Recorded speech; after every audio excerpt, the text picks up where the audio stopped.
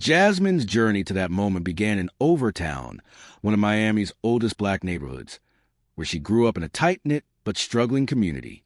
Her mother, Denise, was a school bus driver, and her father, Leroy, worked odd jobs as a handyman. Money was tight, but their home was filled with music. Old jazz records, gospel hymns, and the occasional ballroom dance tunes Denise loved from her youth. Jasmine, the youngest of three, showed an early talent for movement.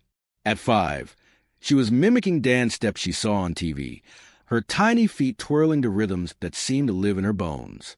Denise, recognizing her daughter's gift, enrolled her in a free community dance program at the local rec center, where Jasmine's natural rhythm and discipline quickly stood out. By age 10, Jasmine was competing in local dance contests, excelling in everything from hip-hop to salsa.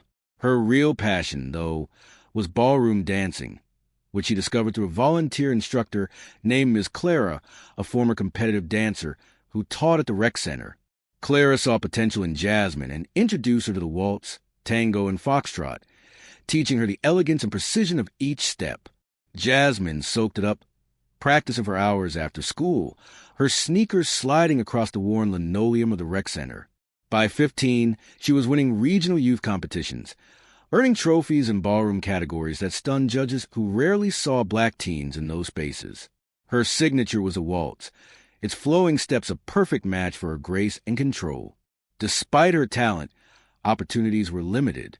Dance scholarships were rare, and her family couldn't afford private lessons or travel to national competitions.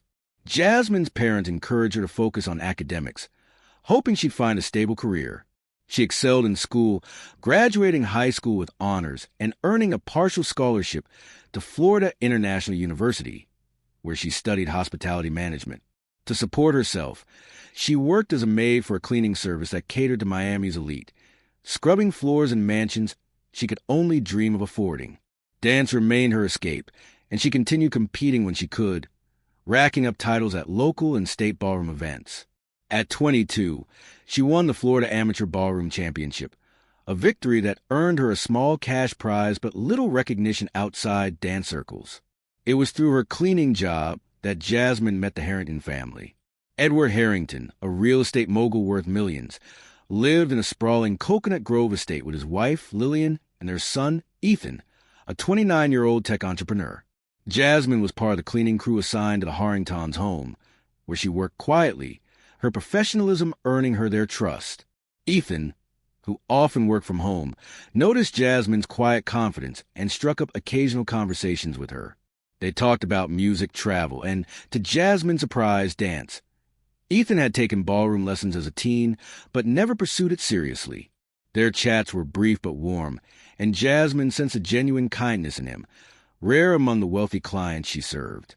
Edward Harrington, however, had other plans for his son.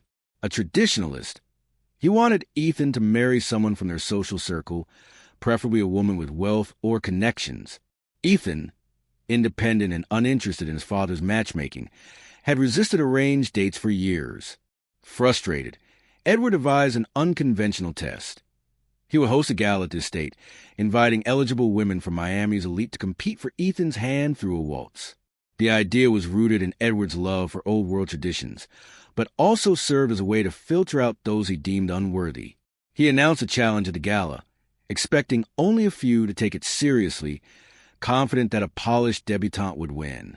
The gala was a glittering affair, attended by Miami socialites, business tycoons, and their daughters, all dressed in designer gowns. Jasmine was there, not as a guest, but as part of the cleaning staff, tasked with tidying up during the event. She moved through the crowd unnoticed, clearing glasses and wiping tables, her uniform a stark contrast to the sequined dresses around her. When Edward announced the waltz challenge, the room buzzed with amusement. Several women stepped forward, eager to impress Ethan and his father. Their attempts were clumsy, their steps hesitant, drawing polite applause but no enthusiasm from Edward, who watched with critical eye. Then Jasmine spoke up. From the back of the room, she said, "I'd like to try, Mr. Harrington." The crowd turned, their laughter immediate and cutting. A maid, challenging Miami's elite? Edward, amused but skeptical, allowed it, Thinking it would be a harmless diversion, Ethan, standing nearby, gave Jasmine an encouraging nod, unaware of her background. The other guests whispered, some mocking her audacity, others curious about the spectacle. Edward called for the music, a classic Viennese waltz, and paired Jasmine with a professional dancer hired for the event, expecting her to falter. Jasmine took the floor, her posture shifting from reserved to commanding. As the music swelled, she moved with a precision that silenced the room. Her steps were flawless, each turn executed with the elegance of a seasoned champion. She led her partner effortlessly, her frame strong yet fluid, her feet gliding as if the music were part of her. The crowd's laughter faded, replaced by gasps and murmurs. Edward's expression changed from amusement to disbelief, his eyes fixed on Jasmine's every move. Ethan watched, captivated, a smile spreading across his face.